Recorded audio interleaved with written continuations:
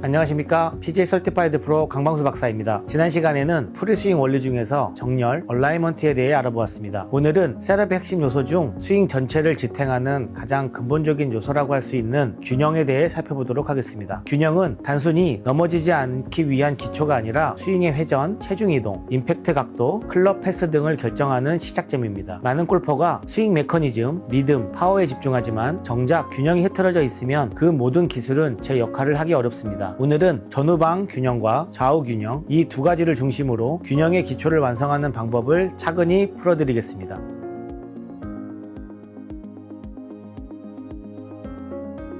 골프의 스윙은 지면 위의 작은 면적에서 이루어지는 매우 정교한 회전 운동입니다. 그 정교한 움직임을 안정적으로 수행하려면 신체의 무게중심을 어디에 두느냐, 그리고 스윙 흐름 속에서 그 무게중심이 어떻게 움직이냐가 결정적입니다. 균형이 흐트러지면 스윙 아크가 일정하지 않고 체중 이동이 늦거나 빠르며 임팩트 각도가 흔들리게 됩니다. 프로 선수들은 임팩트 몇 프레임 전에 균형만 흐트러져도 볼의 탄도, 방향, 스핀이 즉각적으로 달라지는 것을 몸으로 알고 있습니다. 그래서 균형은 스윙 이전에 반드시 다뤄야 하는 첫 번째 기초이기도 합니다. 여기에서는 전후방 균형과 좌우 균형을 나누어 살펴보겠습니다. 첫째로 전후방 균형은 말 그대로 발 앞쪽, 뒤쪽 중에 어디에 체중을 둘 것인가에 하는 문제입니다. 대부분의 풀스윙에서는 체중 중심이 발의 볼 부근 근처에 있어야 합니다. 왜냐하면 발의 볼 부분은 지면 발력을 가장 탄력 있게 사용할 수 있는 위치이고, 백스윙과 다운스윙에서 자연스럽게 힐 쪽으로 체중이 이동할 수 있는 출발점이 되기 때문입니다. 실제로 스윙이 시작되면 백스윙에서는 체중이 오른쪽 힐 방향으로 이동하고 다운스윙에서는 왼쪽 힐 방향으로 자연스럽게 옮겨갑니다. 하지만 숏게임에서는 이야기가 조금 달라집니다. 치핑, 피칭, 퍼팅과 같이 신체 가까이에 있는 기술에서는 체중 중심이 힐 쪽으로 이동하는 것이 더 자연스럽습니다. 이유는 간단합니다. 이 기술들은 큰 회전이나 스피드가 필요하지 않고 오히려 임팩트 직전에 미세한 손, 클럽의 컨트롤이 중요하기 때문입니다. 따라서 클럽이 길수록 체중은 발의 볼 부분, 클럽이 짧을수록 체중은 힐 쪽으로 이동하게 됩니다. 골퍼가 본인의 전후방 균형이 맞는지 점검하는 방법은 간단합니다. 첫 번째로 숏게임에서는 발가락을 가볍게 들었다